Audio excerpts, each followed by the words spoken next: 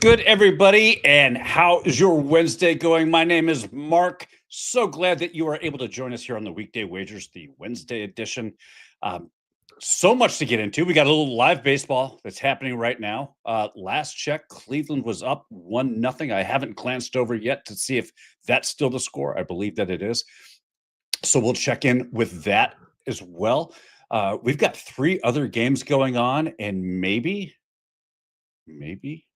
everybody's favorite segment, a little Robbie Radar, talking about the 4 player props that he's targeting for this weekend's game so we can get ahead of those lines if you want to tail them.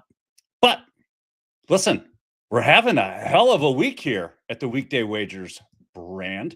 And what I mean by that is let's take a look at what happened last night. Robbie's Judge and Ohtani parlay cashes. The NRFI parlay, the hodgepodge mix of both Boston, New York, plus Cincinnati, that cashes. Seeing all those green check marks just makes me feel good. You know what? It's just what we call another Tuesday. And since it's Wednesday, it can only mean one thing. You know, I'm not bringing DG on. Robbie, how you doing, buddy? Doing great. We had an Ohtani dinger as well last night. Not 1, but 2. I only needed 1, so I'm happy with that. I was going to ask you about that. You know, he was on the list, the daily dinger list, and he went yard. Judge did not. And I want to ask you a little bit about the whole Judge Boston thing, because I know you have your finger on the pulse of that series as well. But who expected Ohtani and the Dodgers in general just to go off against Cincinnati last night? Any thoughts on that game? Yeah, I think Taj asked if I liked the 1.5, the run line for the Dodgers, and I said yes. It was no stats or anything. It was just a feeling. Felt like their bats are going to wake up. I did not expect them to wake up like that, but yes, that was a hell of a beatdown. Did you know when Ohtani goes first at bat, you're about to be in for a bad night? That definitely sets the tone for the rest of the evening. As far as how it went for the Reds, I should say. Yeah. Joe asked a great question. When will Mark's wife make him cut his hair? The last time I cut my hair, because this is now part of our new segment, in full disclosure, the last time I cut my hair, I ended up donating 25 inches of hair to the Children's Cancer Society.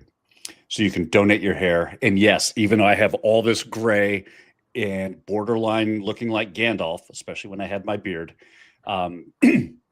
yes, they will dye it. And so there's not some 8-year-old child running around with very gray hair. It's just they'll dye it and change it. But yes, over 20 inches of hair that got donated there.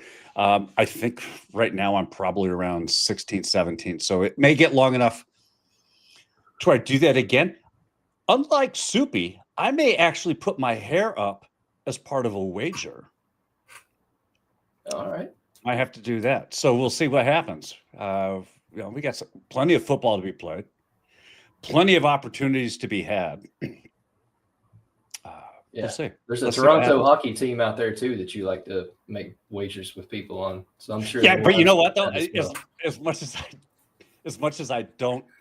much as I trash on the Toronto Maple Leafs in their postseason anti-heroics, if you will,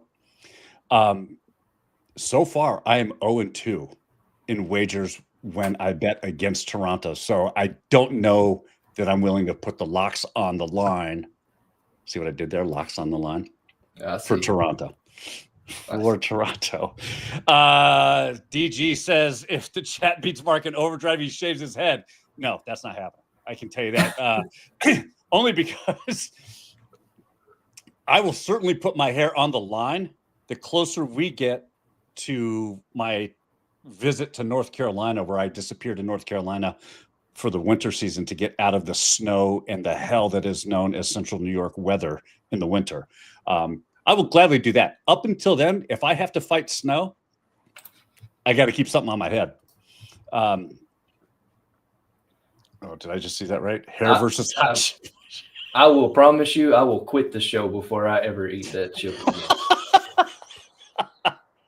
And never again. And Flexen says, keep the hair, Mark. Listen, first of all, I love it. For those of you who don't know my background, I was in the military for 9 years and went right out of high school up until 4 years ago. My hair was short, very neat.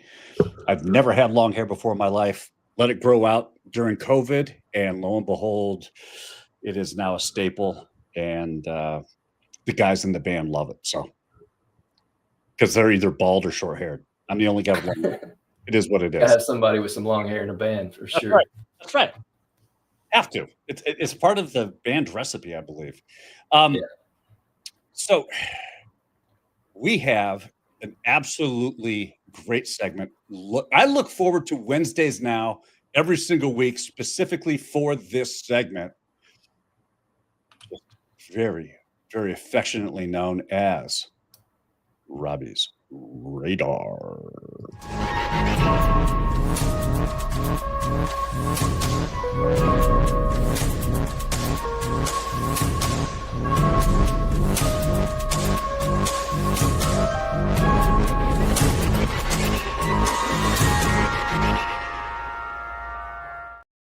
Oh, God, I love that intro. He killed it. DG killed it. Got to give him his flowers. That is a great one. We're starting with the little Garrett. I'm interested in this one because after what I saw Monday night, I'm a little surprised that he's popped up on your radar. I can't wait to hear why. Explain it. Yeah, man, it was. There's a lot of Jets that I like this week. Garrett Wilson's probably on the top of my list. He enters Week 5 ranked second in the NFL in target share with 37%. Only Puka Nacua has a higher target share than Garrett Wilson, and that's with Garrett having two different quarterbacks already this season. And as you know, the Cowboys suck in coverage. They've already allowed 56 receptions, 827 yards, and 9 touchdowns to the wide receivers. It's the most in the league. They're the worst in the league defensively. Wilson's already shown that he can torch this defense. This is sad, but I can remember being in the gym in 2023 and watching Garrett Wilson catch a 68-yard pass for a touchdown against my Cowboys. That's how this brain works. I remember all the bad things. He's going to torch them again this weekend. I like his receiving yards. His anytime touchdown is set at plus 145 right now.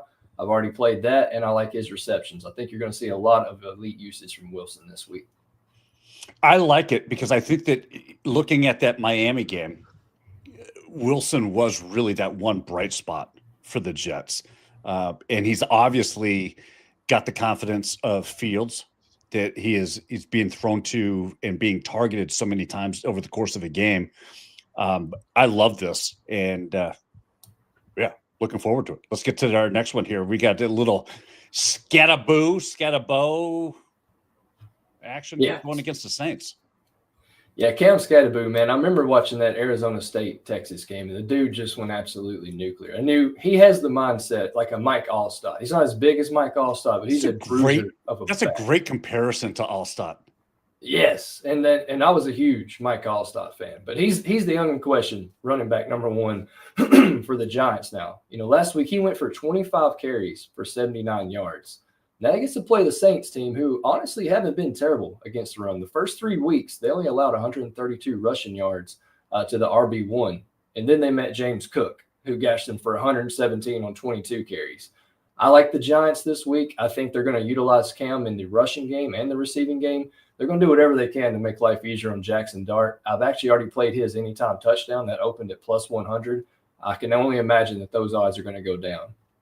Yeah, I agree. I think that you brought him up. What was your impression of Jackson Dart in his first start ever against the Chargers? Hey, I thought he did well. I think he's going to have to learn to slide because he made some runs where he almost got decapitated. So he's going to have to learn to slide. But I thought it was a great showing. Honestly, it could have been way worse. He looked better than Russell Wilson. Yeah, no, I agree. I definitely, it was an improvement, right, in the quarterback position. Russell Wilson is cooked. He's done. I think we've seen Russell Wilson play his last professional football game this season, potentially forever. So, no, I was impressed with with Jackson Dart, especially since he was going against my Chargers. It was a game I was very interested in. Just wanted your thoughts on this. Let's get to our next one. What do we got? Real quick before we get to this guy. Yeah. Why are your Chargers not using Ladd McConkey? He was on the list last week. That was a prime matchup for him. What's going on with Ladd McConkey before we get to Laporta? I think as I look back at that game, the only real reason that makes sense in my head, at least, is why they didn't target him as much is I think they were really trying to establish a running game, especially with this offensive line. I think they took the Giants way too lightly and used this as almost like a preseason game in where they were trying to get some things established, not for necessarily to be used against the Giants, but to be used against this or for this week and for the next week in those games. And I think because of that, we saw a Chargers team who offensively was just lackluster at best. I mean, right? They looked so beatable that it was like, wait a minute, who is this team? Well, losing 2 offensive linemen will do that to you, especially guys like Joe Alt and you'll have to forgive me, I can't remember the other lineman's name. Oh, shoot. Well, I was just going to say, because I know Joe Alt was the replacement. Right. For their offensive tackle. And I forget his name. I'm drawing a blank on. I just know that Joe Alt was the replacement because he was from Notre Dame, and his transition and the cohesion that unit saw with him as quickly as it didn't take him long to kind of fit in and help with that offense and keep it running. Gotcha. Him going down was a significant loss. So there is that. Gotcha. All right, back to the radar. So full transparency, I had another player on this list. His name was Trey Benson.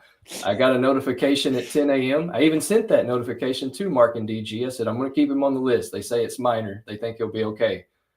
Hour before show starts, I get the notification. Trey Benson is now going to the IR. So we're going to pivot. We're going to pivot to Sam Laporta. And I know you're thinking, well, he hasn't done much in the last 3 weeks. And you'd be right. But he did open up the season with 9 targets, 6 receptions, and 79 receiving yards. A lot of his, lackluster production can be against the matchups. They owned Cleveland last week. That wasn't very close. And then they handled Chicago in week 2. The only game that I was surprised he didn't see more was against Baltimore. I really thought he was going to get more work. This weekend, he gets the Cincinnati Bengals, who are absolutely terrible against the tight end position. They have given up, 27 receptions, 244 receiving yards, and 2 tight ends just to the tight end position in the last 4 games.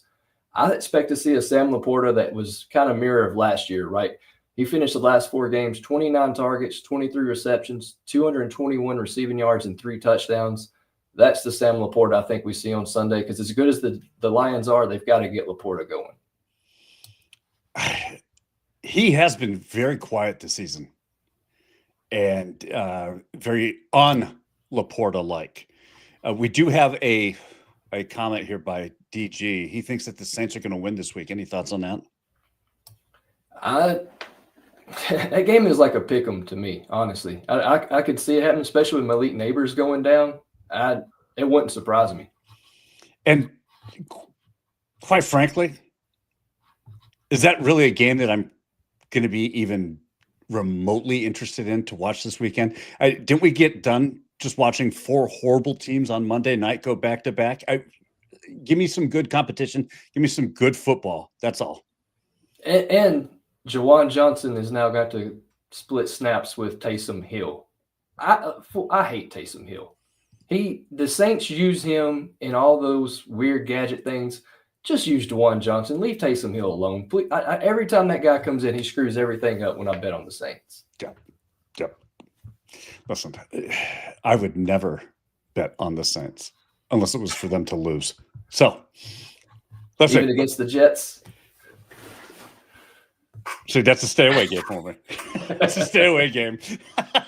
Let's get to Tyler Warren of the Indianapolis Colts. Why do you like Tyler? Man, because Tyler is a beast. He's a rookie tight end this season who is absolutely dominating. He leads the rookies this season in receiving yards. I think it's 263 receiving yards. He also has the most he has 4+ receptions of 20+ yards, also leads tight ends. He's seeing an average of 6.8 targets per game, good for a 20% share. And look, on paper, the Raiders haven't been too bad against the tight end position. Hunter Henry went off on him in week 1 for 66 yards.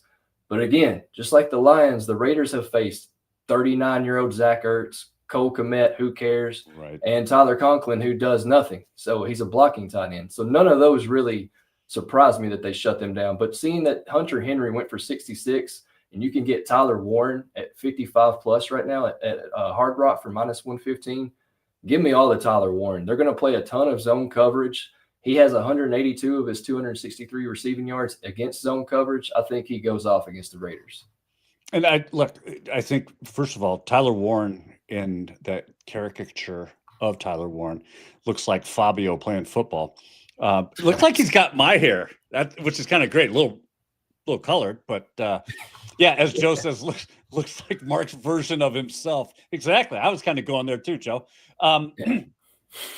When it comes to playing something like this, especially when you get somebody who's passing his receiving line is in that low 50 kind of range, is there a line for receiving yards that will push you towards a longer reception maybe, or a number of receptions as opposed to playing the receiving line?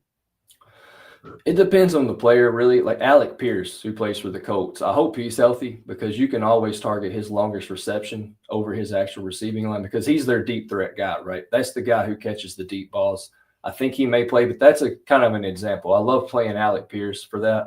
I usually like playing Jacoby Myers, but last week he didn't show up against the Bears and cash his props, so still kind of salty about that. But yeah, it depends on the receiver more than anything. Okay, so like Alec Pierce is the longest reception guy?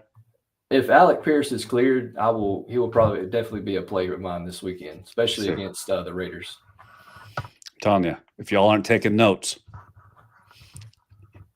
it pays to watch. It does pay to watch. Well, that's going to do it for a little Robbie Radar. Look, I think this is a great segment. I look forward to it every single Wednesday. I learn so much. I love picking your brain because for those of you who have tried to dip your toe into the player prop market, it is so difficult when you start looking at potential matchups. Who does well? If you've learned anything from this past baseball season, there are guys that hit better on certain days than others. And, it just it's one of those things where if you've got a guy like Robbie who is a wealth of information, I'm glad he's on our team. Better yet, I am even more glad and happier that he's able to share that information and that wealth of knowledge with you as well. We do have an update, thanks to Kimberly White. Detroit's up 2-1 in the fourth. Is this it? I think it's over. I think Detroit's going to win. I think they close it out. It is. And yes, as Joe points out for my Padres, today is San Diego D-Day. The Pods are done. You don't know how I can't even say it. I can't. I don't think the Pods are done. But I may have a play on Just a Stat Sports that does literally bury my Padres. So there is that. I mean, I'm a realist too. At the end of the day, I'm a realist. Gotta be. Can't bet with your heart. I will always be a fan, but it is what it is. We have come to our segment, and we are so happy to have a sponsor to give our best bets, brought to you by Bassett Blends. Hey, what's up, everybody? It's your boy Seabass, the only 5-star chef in the game. We all know sports betting is full of bad beats and tough calls, but when it comes to flavor, there's no second guessing. Bassett's Blends is the plus EV lock of every meal. We don't need a stinking model. Crafted with winning spices and bold taste, Bassett's Blends comes in 3 flavors, original, hot, and no salt, that's going to turn chicken, steak, vegetables, any dish into a can't-miss cover every night. With Bassett's Blends, there's no bad beats, no flavor fades, just guaranteed greatness. Check out the link right here where you can pick up your Bassett's Blends for a guaranteed lock every single night. Listen, if you are not picking up some of that Bassett Blends, I am telling you, you are missing out. It's delicious. I prefer the hot over just the regular all-purpose seasoning. I like the hot. I like the spicy, and I put it on everything. You name it. Chicken, eggs, potatoes. Yes, even when my wife forces me to eat a salad, I will sprinkle a little on there just to give it a little boost. Get yourself some. I'm telling you, it's worth it. Once you get it, you will always make sure that you have it in stock in your pantry forever. Listen, not a whole lot of pressure. It's kind of what you and I do. Throwing up double check marks. Yeah. Yeah. We call that another Tuesday here at the brand. Let's find out what you're on for tonight. What are you playing? Man, I really wanted to just go back to Ohtani, and this play hurts my heart. But I'm going to go Aaron Judge, 2+ hits, runs, and RBIs, otherwise known as an HRR, if you watch Coaching Company this morning, at -125. Look, it's do or die for the Yankees tonight, right? This is a solid number for Judge to only have to get 2, because normally his number's at 3, around the same price. He's gone over this in 6 straight games. Now, he hasn't been great against Brian Bayo, like not at all. He's 2 for 21 since 2020. But season's on the line. Judge knows he's going to have to step up. I think he at least hits 2+ hits, runs, and RBI. And he may even go yard. Again, I hate myself for saying this. Still think the Red Sox win. Wait a minute. You think the Red Sox win? Yeah. Aaron Boone's got to go for the Yankees. I don't want him to go. He's my favorite Yankees manager ever, but I think he's going to have to go. Because he sucks. I was just going to say, he's your favorite Yankees manager because he's horrible. Is why you like him. All right, I get it. I see where you're working. Yeah. Okay. Yeah. I got you. Well, I, too, am going to stay with what worked for me yesterday. And I am going with the little NRFI action. We're staying with just the Boston, New York Yankees. I'm not mixing it with anything else. -135, I'll play it there. I'm okay with it. Look, Brian Bello has been lights out. He's 20-8 to the no-run first inning this season, 8-3 on the road. Better yet, 3-0 against the Yankees. Love that stat. On the other side, we're going to have Carlos Rodon, or I should say Rodan, if Soupy's telling you.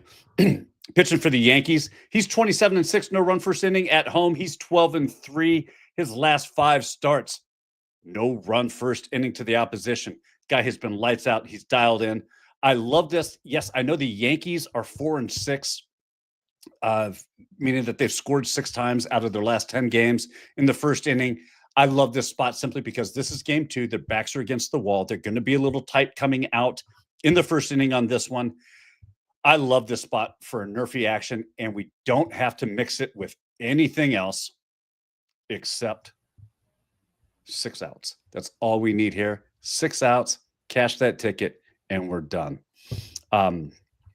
Noticing in the chat, Detroit game is now 1-1. I'm guessing this is what they're saying. I didn't have it. I had it pulled up, but if anybody knows what happened in that, because so nonsense says what happened in the Detroit game was 2-1, now 1-1. Yeah. And Joe, I'm sticking with the flashing plays because I tried it for the first time yesterday.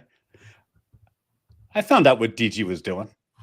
I dialed in, figured it all out, and guess what? They hit. So as long as they keep hitting, they'll keep flashing. Which sounds horrible. Might get in trouble with that one. The play will keep flashing. Not yes. Get me out of this. What the hell is going on? And we do have the truth, who, if I'm not mistaken, I saw earlier in the chat, is Chicago Joe. Yeah. Apparently he's using his nephew's YouTube account. Well, welcome, Chicago Joe. You don't have to go incognito with us. You're part of the fam. Great to have you. Make sure your nephew subscribes, though. Make sure to hit it from your nephew's phone. Well, first of all, make sure your nephew is old enough to subscribe to this show. That's the first one. We don't want to get in trouble. Scotty Wise says we got to put that on a t-shirt. They'll keep flashing. I guess they'll keep flashing is a lot better than I'll keep flashing. That sounds. There you go. Yeah, that sounds like I'm not allowed around schools or parks.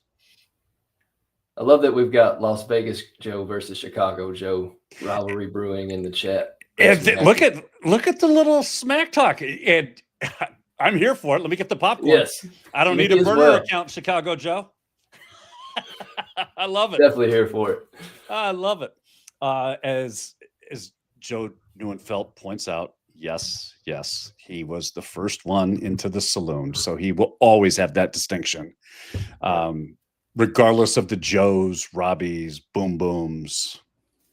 This is nonsense. Tony, and now DG. And now DG. That's right. He's going to be obnoxious. How bad does that hurt you?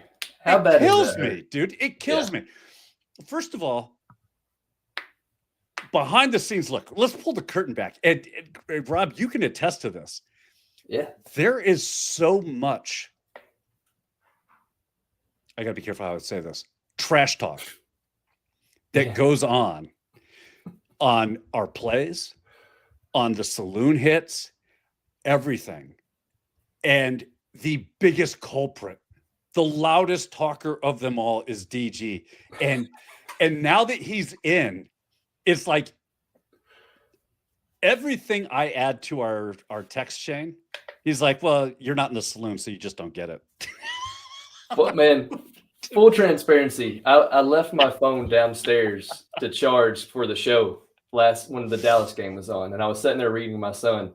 And I was so happy that I didn't have my phone on me because as soon as Dobbs got in, I was like, oh, God, I can't wait to go see how 27 text messages from DG bragging at this point.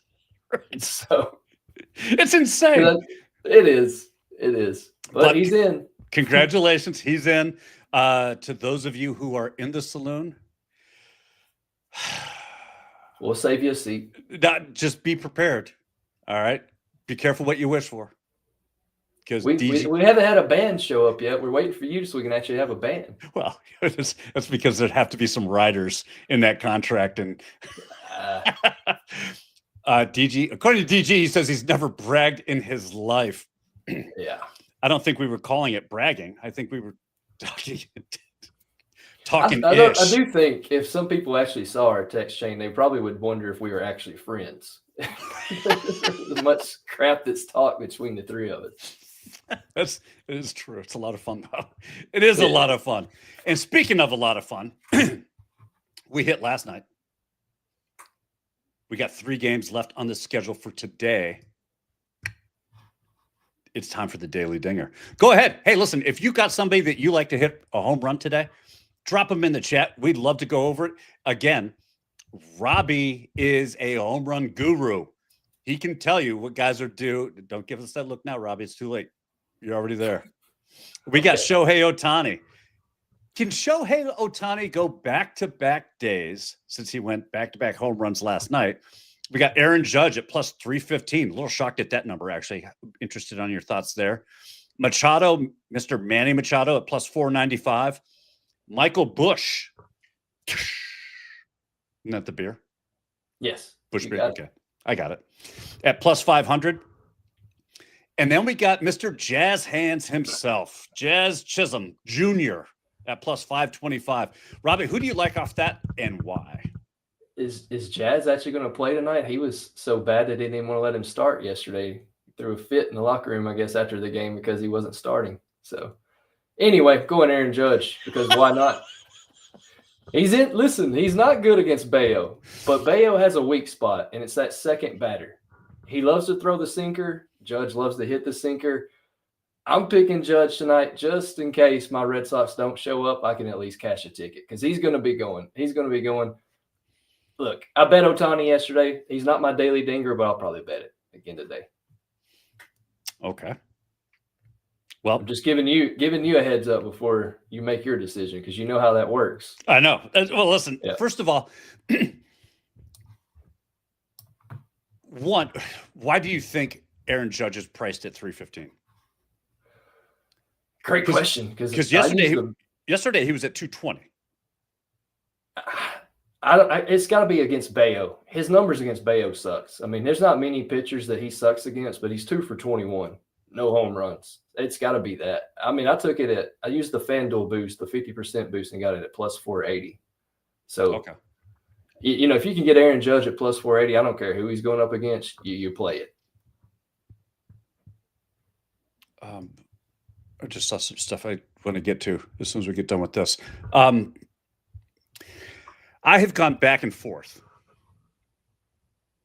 on this because when I saw that Jazz was working his way into tonight's game after said fit, and the squeaky wheel gets the grease, so to speak.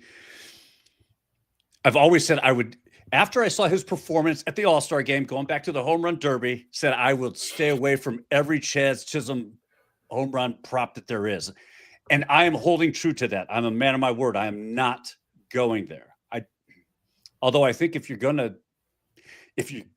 to throw a fit about not being in the game, you damn well better show up offensively and get something done. So I will say that. I'm going to go Michael Busch against the Padres. Against Dylan Cease, he has done fairly well historically. He has got, as I look this up, where are you, Michael Busch? 2 for 8 with 2 home runs. 2 for 8 for 2 home runs. He's also got 2 home runs in his last 5 games, 4 in his last 10. I like this spot for him. I think that it's going to pain me to say this. I think that Chicago wins this game. I think they do. I saw yesterday's game, and when you leave 4 runners on third base with less than 2 outs, and you can't plate a run, you're not playing the type of baseball it's going to take to win not just a game, but to win a series. I think Chicago looked better. The pitcher that they have now, Andrew Kittenridge, who's going to make the start for them. So he's a reliever, giving them a short-term start so they can get to Shota Imagaga. I just butchered that entire name. Imanaga. So, Chicago Joe. Yes, Chicago, you got back just in time to hear me say that. It kills me to say it. It does. It pains me. The model has Chicago winning. The model had Chicago winning yesterday, and I went against the model, and I paid dearly for it. So I just think that what I saw, and this Andrew Kittenridge, who pitched 2 innings yesterday for the Cubs, has one of the weirdest windups I have ever seen in my life. Guy looks like he is throwing slow motion catch with his kid, and then that ball comes screaming out at 97, 98 miles an hour. Watch him. Yeah. Watch him. And it throws the hitters off. The other thing that I saw yesterday that I don't think gets enough attention is the way that the shadows affect the game. And you have that shadow line that goes in between the pitcher's mound to home plate, and it makes picking up those balls so much more difficult. And you really have to be dialed and locked in. And yesterday the Padres weren't. I don't know that they're going to overcome that today, it's being played at the same time. I think if it was a different time, maybe under the lights, a little more consistency with the light and the shadow effect, maybe something different. I just don't think they've figured out a way to combat that. So it is crazy seeing the haul that they got at the trade deadline and seeing them basically one game away from elimination. Because, I mean, all season, it seemed like the Padres were in store. But this is what they do, though, right? Not even taking shots at them. This is kind of their MO when they get to the postseason. Yeah, look, it literally is their history, right? Yeah. They look fantastic on paper. And when you look at this team on paper, they will match up, especially their bullpen will match up with anybody in the league. Yeah. It's when you put it into practice and, you again, with no outs or one out, and you've got a guy on third base 4 different times and you can't get that run across, you're not playing the type of baseball that it's going to take to win in the postseason, let alone move you up to a National League Championship Series or the World Series. Ultimately, it's just not going to happen. You're not playing and what we're seeing in these series is all of a sudden teams have shifted. Yes, they're still hitting home runs. I get that. They're always going to be home runs. But when you watch them play and you see guys looking to take a bunt, looking to advance the runners in scenarios where they haven't done that all season long, I think we're seeing that playoff mentality start to kick in. Small ball is starting to take over, and let's focus on run production because it is do or die. Yeah, man. All I know is Garrett Crochet was worth every penny after last night's performance. Yeah. That was just a masterclass. And I'll admit, I was nervous when it got to the bottom of the 9th and bases were loaded. I thought, damn, Chapman, you're about to screw this up, aren't you? And he didn't, thank God. So we talked about it briefly right before we came on the air, but I still want to pick your brain a little more on this. You're a Boston fan. Yep. And I know Aaron Boone is your favorite manager because he's horrible and he's playing for the Yankees. Yeah. Did Aaron Boone himself last night by pulling Max Fried early? I think so. I think so. I think if Garrett's going to keep going, I think you let Max keep going. As long as they want to keep putting Garrett out there, you keep throwing Max out there because both of them were just playing lights out. Once he did pull Fried, I was like, okay, here we go. Now I feel better because that Yankees bullpen is, as you know, terrible. Yeah, and I think that's that's the part that stood out for me is that here you have a bullpen, and if you don't know that your bullpen sucks, that's on you.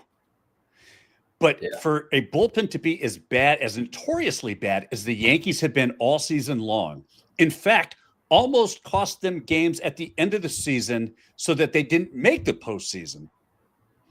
When your bullpen is that bad and you pull a guy who is he's riding his arm and he's giving you all he's got, and you're going to pull him saying, well, yeah, we don't want him to blow his arm out, or we don't want to not be able to use him later on. That's what load management is for during the regular season, so that when you get to the postseason, these guys can give you all that they have. That's what they want to do. They're racehorses. They don't want to be held back. Let them run. Yep. Let them run. And Aaron Boone, you cost the Yankees game 1. I think ultimately you're going to cost the team this series. And ultimately, I think this is your last year in New York. So I hope they don't. Hope they give him an extension. He deserves that extension. Shut up. And TJ, you're absolutely right. Detroit had 7 bunts during the entire season, and then they have 2 in 1 playoff game. So I think it's the teams that are making that transition and getting into how do we produce runs instead of how do I produce stats. Yeah. That's why it's tricky, especially with player props. That's why it always feels tricky. I just go with the guys who have done well for me all throughout the year. You can find some sneaky ones. I really thought Andy Pages was going to be a good play, and then he went 0 for last night. So sorry to my assistant coach. We were getting ready to coach. He goes, "What's your bets tonight?" I was like, Judge and Ohtani in a hit parlay. I was like, but Judge is already playing. He goes, who'd you face him with? I was like, Andy Pages. He's like 3 for 5 with 3 home runs. So, Ben, I'm sorry I gave you bad advice yesterday. I just could have stuck with the Ohtani. I'm telling you, because I was like, I played it. You had talked to me. You're like, and it was that little giggle at the end, like, how did I miss this? And I'm like, oh, well, Shit, that is an auto bet for me. Boom. If Same. you're on it, let's go. Suzuki was that way yesterday, and I forgot to play it after the show because somebody pointed him out in the chat yesterday. I was like, oh, that is, yeah, I like that. Yeah, and he went yard. He did. He absolutely did. So, look, we've got 3 other games. One of them kicking off here, my Padres and Cubs here in 19 minutes now. They just changed. Yep. We have got the WNBA finals starting on Friday. I watched that game last night, the ending of it. I actually watched like the last. What did you think? I was pulling for the Fever. I don't know why. I guess I was just caught it and they were down, and then they sent it to overtime. So then I was like, all right, I'm pulling for them just because they put it to overtime. And then it was just like 2 different teams. For those of you who didn't see the game, the Fever were down in the 4th quarter by 12, stormed back, literally to the point where I thought that they were actually going to win the game in regulation. Ended up tying the game, goes into overtime, and in overtime, they just got outmanned, outgunned. Yeah. I'm trying to remember her name. The Fever lost another player last night to an injury. So you talk about a lineup that was totally depleted. You're missing Caitlin Clark. You're missing Sophie Cunningham. It'll come to me here in a second, her name. Anyway. And then I saw the Aces playing, and it was so infuriating to watch their offense because all they do, yes, as DG puts out, Mitchell, the point guard. Yeah. Mitchell went down with a knee injury. It was so frustrating to watch them play, the Aces play specifically, in the sense that their offense, they do this pass and screen at the 3-point line, and everybody else just stands still. Nobody's moving. And it is one of those, Kelsey Mitchell was her name. Thank you, Kim. Kelsey Mitchell. It is so frustrating to watch because they end up taking difficult shots or they settle for 3-pointers. And last night it worked out against Phoenix. I don't know if that's going to hold up over a 7-game series. I don't know. I just know it was an interesting game. I was waiting for you to. I love that that's here now. Yeah, I don't know. I don't. Yeah. I was watching the Dodgers and Reds game, and I got a notification that game was getting close in the 4th quarter, and I was like, well, this game's over. Let me watch some WNBA. Yeah. We have a little college football tomorrow night on Friday. So we've got plenty of stuff coming up. In addition to the NFL game tomorrow night. NFL game tomorrow night. Oh my God, I should know. Rams and Niners. Off the top of your head, who wins? Rams. Do they cover? I think so. I think the Niners are too depleted. Talk about injuries. I don't even know if Ricky Pearsall's playing. Brock Purdy's not playing. I think the Rams win. I think they cover. Probably going to be an ugly game. I think I have a play on. Yes, I do have my play at Just a Stat Sports. Probably might even be my only play of that game because it's an ugly game. So, as it got pointed out to me this morning, you and I are on the same person for a player prop in that game. You and I are on the same person. I am also on the Rams. I think that they cover as well. But we're on the same person, just playing it 2 different ways. So nice. Yeah. Listen, if you aren't already subscribed, head on over to juststatsports.com. Use code NFL100, NFL100. It's going to get you your first 30 days for just $1. And I'm telling you, on Monday, we had 14 plays. We went 12-2 between the two NFL games, 12-2 in those games. The model has been on fire. I got a message from Derek, who used last week. He took all of the college football games that the model had projected to play or to win at more than 70%, and he parlayed them for all the games that he could. It was a 12-leg parlay that he hit for just over 4,200. Dang. Good work. And I'm like, yeah. I mean, it's the money line projections they're hitting it over 80%. It's unbelievable. So head on over there. Look, it's for $1, right? If for nothing else, our play of the day has already hit twice this week. We're going for 3 right now. Says DG puts out, someone find the damn tip jar. Yeah. You know what? That's right. We're not getting off the air until somebody gives us a tip. Damn it. just kidding. Just playing. I got to go to work. Same. Well, then, with that being the final one, I'll tell you what.